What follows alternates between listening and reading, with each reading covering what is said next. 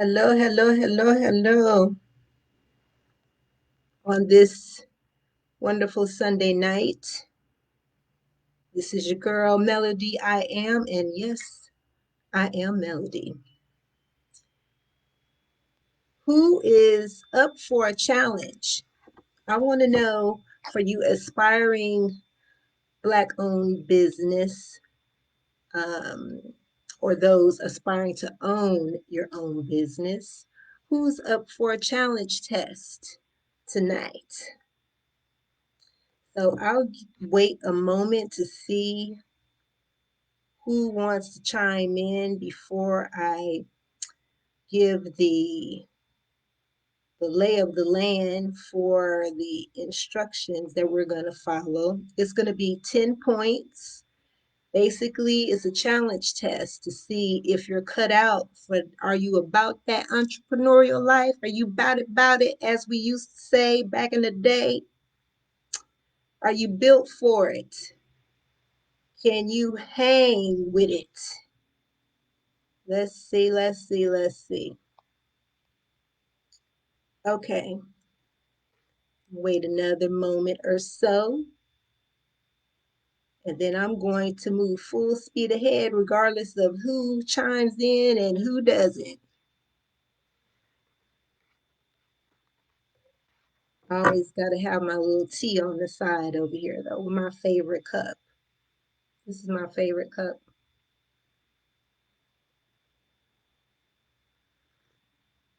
Okay, I'm 2 minutes in, so let's get it crack-a-lacking. So, I wanted to come on this live and do this topic.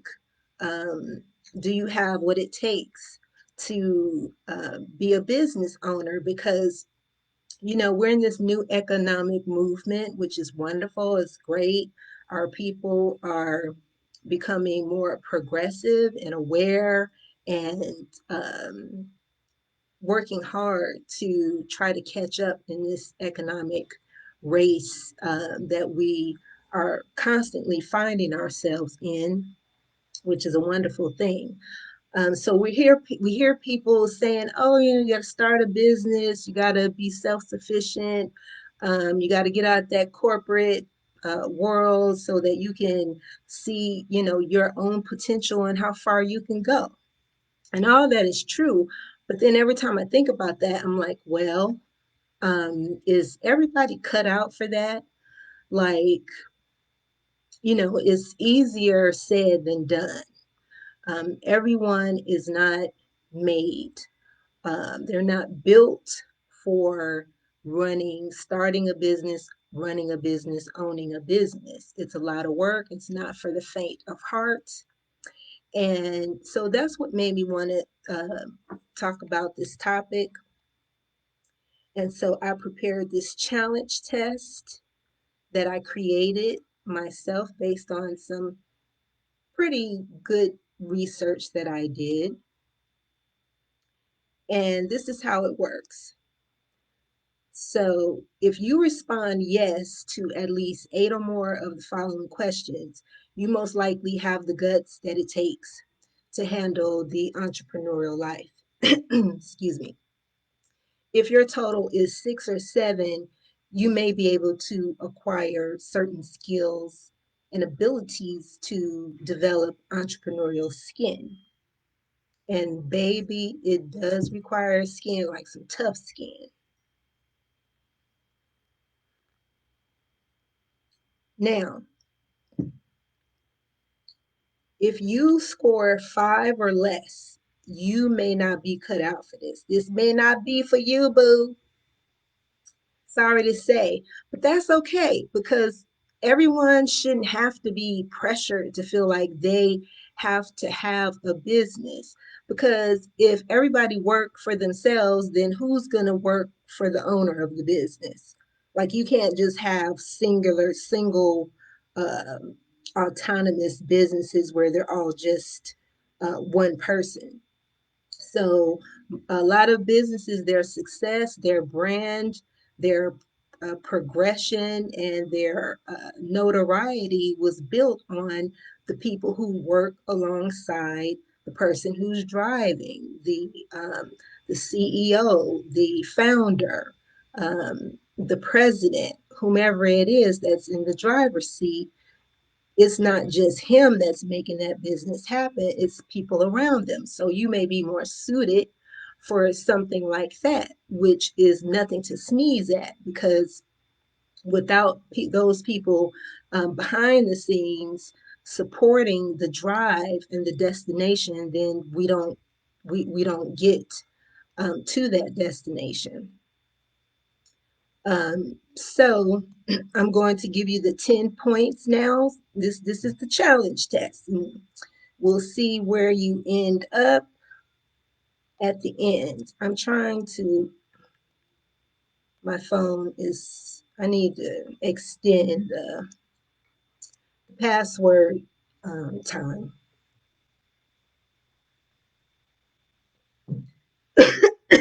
Okay. Sorry, my throat is really bothering me. Okay, number one. Are you self sacrificing? Now, that's a big one. And that's why I put it first, because it's like without number one, you can forget it. It's not going to happen. Now, what this means is you could do without uh, certain pleasures in life.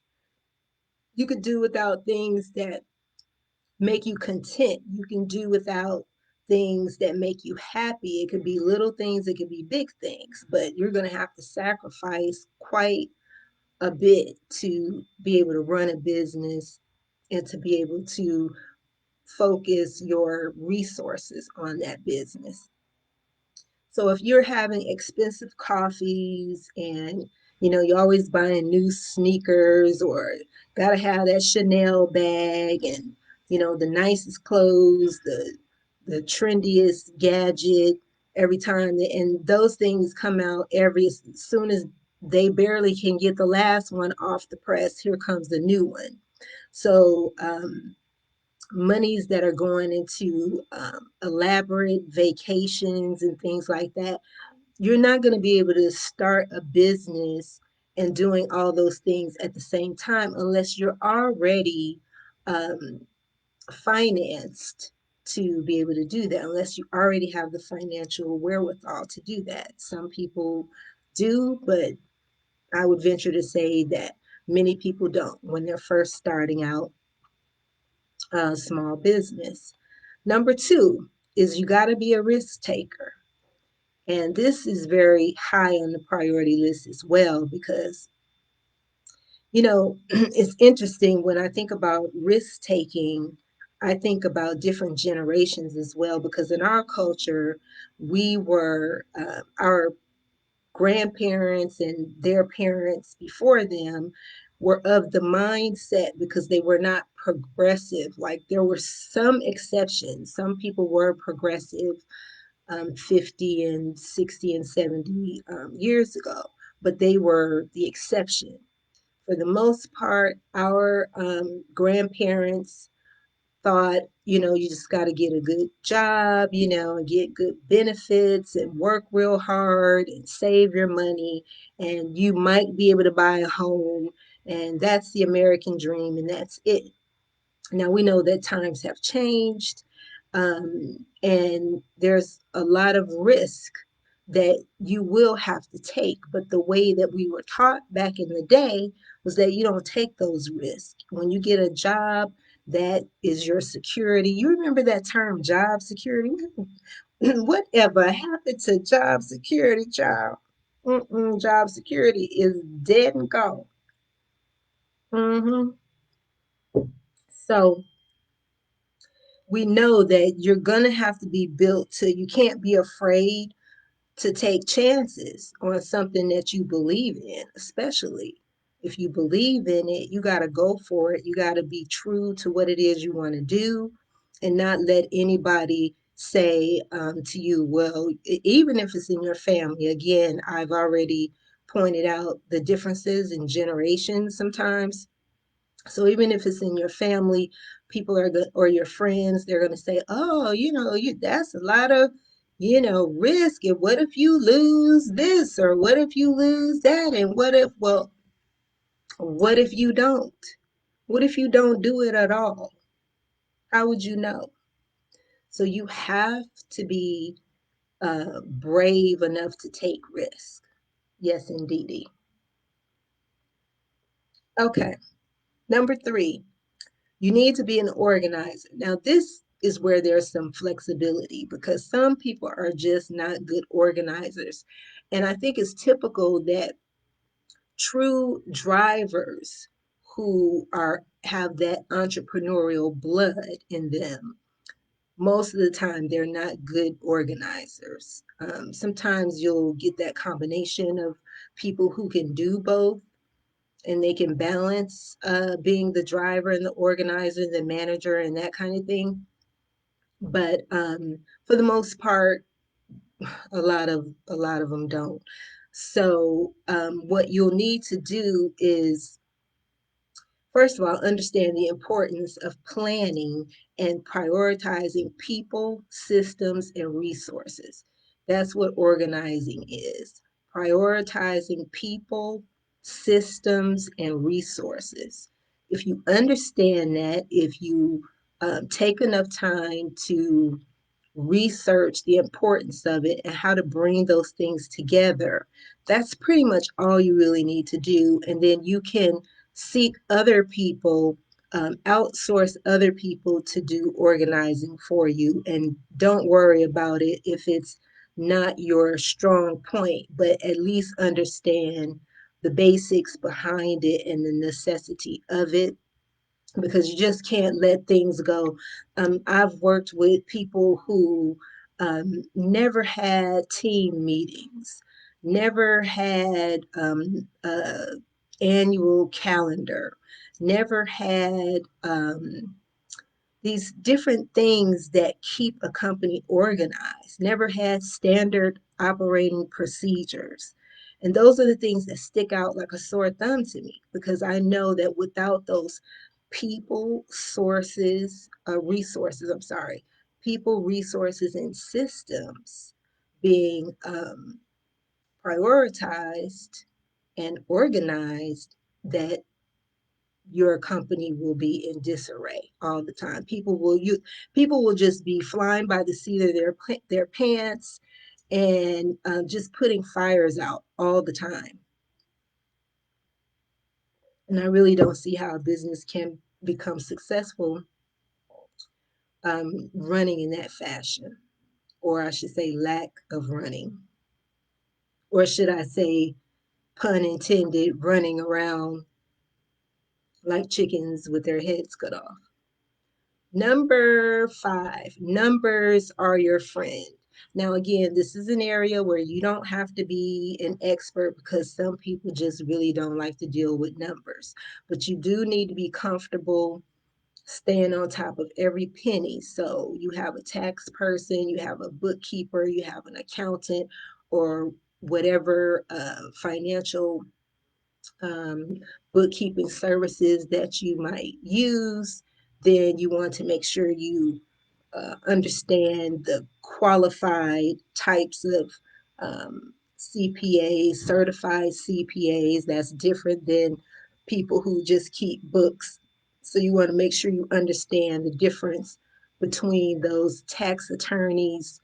They handle more of the legal side. So you want to make sure you understand what role those people play, and that you can keep tabs on them and know where every penny is going all the time.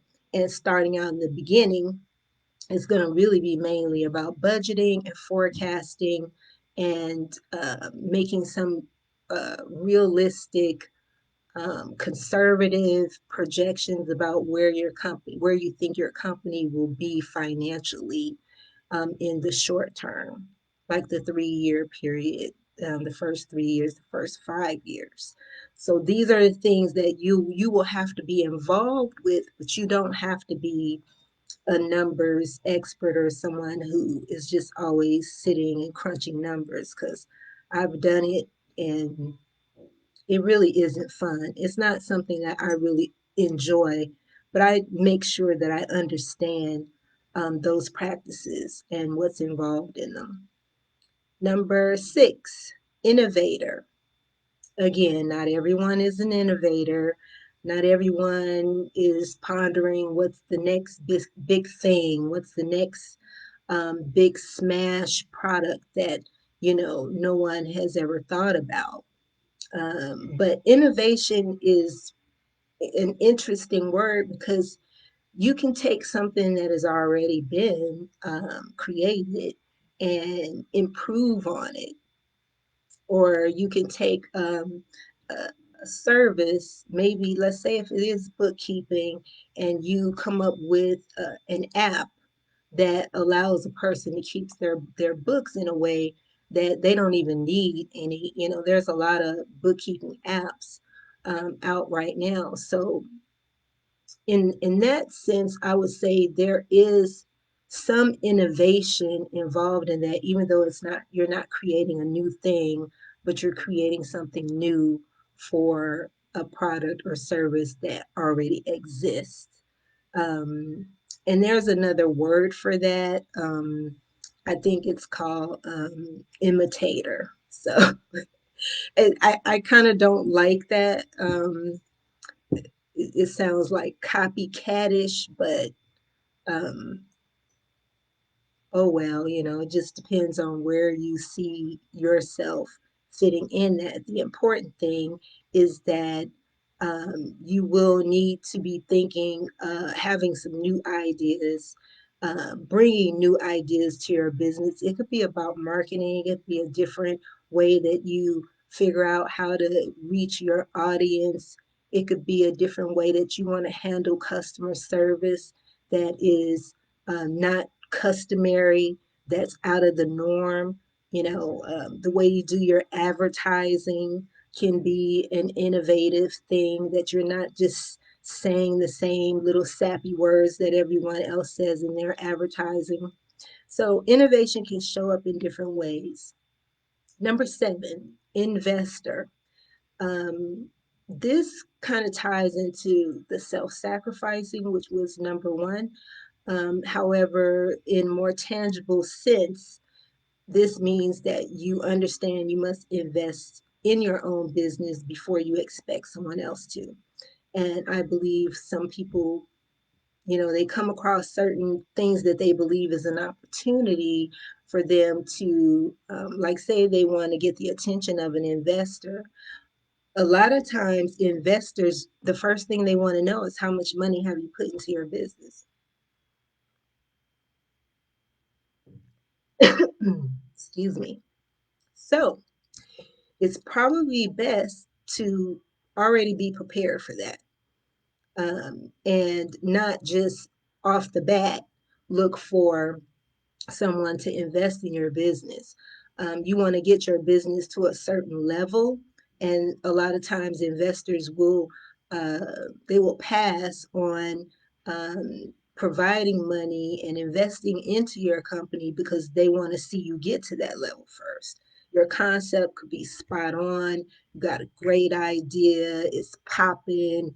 It's cracking. It's fresh. It's new. It's innovative. It's all that, but you haven't done enough work yet for them to see what's, I believe, is called a proven concept. So, proven concept, part of that is saying, hey, look, I put this out here, I did the work, I paid some dues, I, you know, um, shedded some tears and some sweat and some blood, and I put that sweat equity in there, and they can see it, and they have some numbers to show, or you have some numbers rather to show um, some progress, and uh, it may not necessarily be profit, but you're showing sales. You're showing that there is some traction with people wanting to buy what, or people having bought what you sell. So that's very important to present yourself in that way before you ask anybody for invest in your business. Number 8, patience. I'm just going to keep this one's really short. You have to accept the reality that success takes time. People want to do all this microwave. They want all that to happen in a microwave minute. You know, we live in a microwave society. But any billionaire, millionaire, anyone who has a track record of having having started different businesses, and they've been successful, and they've even have probably in a lot of cases had as many if not more failures than they have had successes. So with that said, we know that there's a lot of work, a lot of patience in working hard, but also working smart, because working hard doesn't mean you work your fingers to the bone necessarily, but that you were able to stick it out, you were able to hang in there, you kept going, you didn't let anything stop you, you didn't let anything sidetrack you, you didn't let anything change your mind to keep you from going forward. And that's where the patience comes in. I believe most of the time is really just continuing to put one foot in front of the other, and at the same time not expecting like, oh, it was just supposed to boom, because you did a few things, you took a few actions, maybe it's 1 year later and you're not exactly where you thought you were supposed to be. Patience is definitely going to play a role in that. And along with patience, the creativity has to continue, because you have to always be thinking about different ways to push that business until it clicks and uh, something sparks enough for it to become, like I said, a proven concept, or you're trying to get to that next level and you just didn't stop until you got there. That's where um, I think that's where the real entrepreneur and the wannabe entrepreneur is where they break. It's the fork in the road where they go their separate ways. Number 9 is resilience, which really goes to the same thing with patience that I just said. You don't allow setbacks to throw you off track. Simple. I'm going to move on to last but not least, the number 10, and that is that you need to be a driver. You need to be the driver, not a driver. A driver, you need to be a driver in the sense that it needs to be part of who you are. But you need to be the driver in the sense that you are the one who is guiding, directing, and navigating where the business is going at all times. It all falls on your shoulder. Your every waking, sleeping, standing, sitting, breathing moment involves pushing your business forward. That's to me what a driver is. That's what I see in people who are drivers. It's in their blood, it's in their DNA. They eat, sleep, and drink it.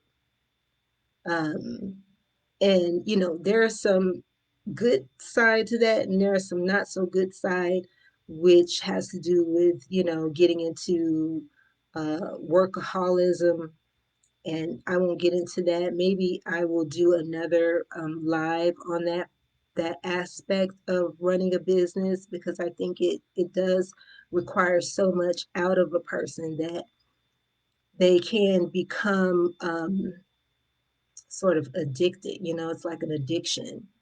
But I'm not talking about addiction. I'm talking about the motivation aspect. You don't have to be um, addicted to be motivated. So, as the driver, you need to have that motivation. If you are not built with an enormous amount of ambition and motivation that continues to drive you every day, where you inject energy into your concepts and constantly pushing it to the fullest potential, then that would be an element that is a huge element to be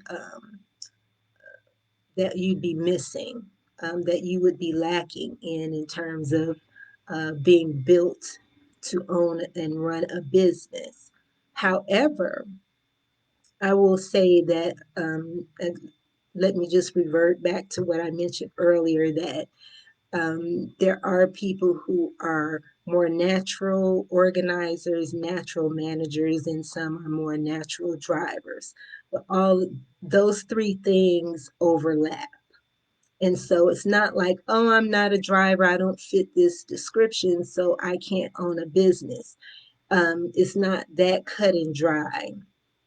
So you may be good at organizing, you may be good on in management, managing different aspects of the operations of a business.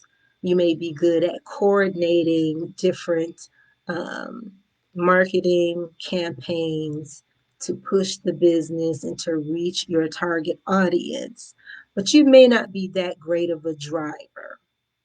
But if you have all those things, you can still be an effective, successful business owner.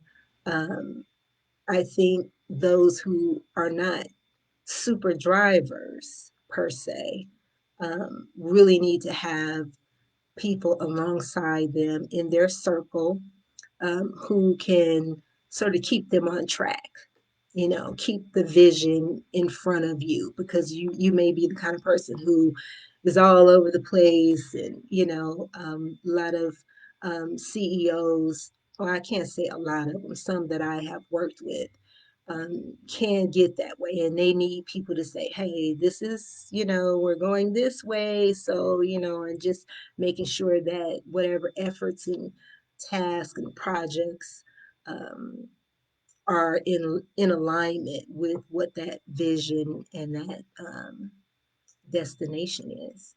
All right, so that wraps it up.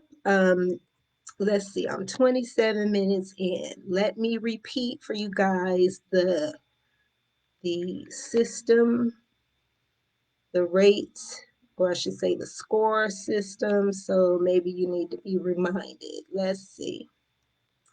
So out of those 10 attributes that I just listed, if you are about that entrepreneurial life, are you about the entrepreneurial life?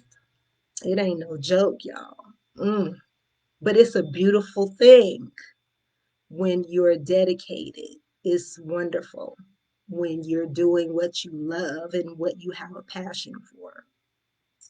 All right, so if you responded yes to at least 8 or more of the following questions, you most likely have the guts that it takes to handle the entrepreneurial life. Yay! I'm looking at my phone, so I can't clap my hands. Okay. If your total is 6 or 7, you may be able to acquire certain skills and abilities to develop entrepreneurial skin. So that was some of those skills and qualities that we mentioned, or that I mentioned a few minutes ago, as in terms of being a driver, organizer, manager. So, you could take courses on, how to be a driver or better driver. You could take courses on management and organizational skills. Those things you can acquire, to a certain extent. But if you've got all those other things going for you, then you can make it happen. Now, if you scored 5 or less, you may not be cut out for it. But again, I want to say that it does, everybody is not supposed to be a business owner. We need people working alongside um, the CEOs. We need those people who provide support and keep us on track and things like that. So, all of those things are equally important. All the positions that the players play are equally important to a successful business. Um, Now, a couple of weeks ago, I started a group called Best BOB, and I just want to leave you guys with a little information about that. What Best BOB is, it is where Black owned businesses are loved and their customers are valued. And I would love for you guys to go over to that group and join the group. Please join the group. If you're an aspiring um, Black owned business, meaning you maybe you've already started, you would like to get support and get information, you can post about your product and tell us about your service. I would also love to see customers, people out there who are buying Black religiously, because we have a huge movement right now where a lot of us are making the effort to recycle Black dollars. So I would love for you to come over and share with us your experiences buying Black, your customer service experience, what you love about the products. It could be good or not so good. As long as you're kind about it, let's talk about it. Let's there's a relationship between our customers and our businesses that we need to keep in a positive light, because there um, has been some damage there. There has been some disconnection. So that is the reason why I created Best BOB, for us to connect in that way, in a positive manner. So with that, I'm going to leave you. Let me see. Is there anything else I want to sign off with?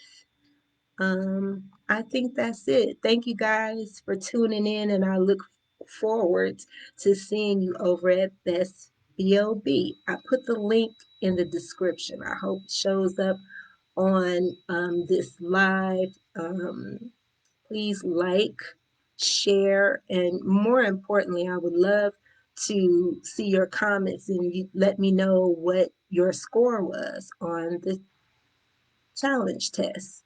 Do you have what it takes to be a business owner? All right, y'all have a good evening. Till next time, peace.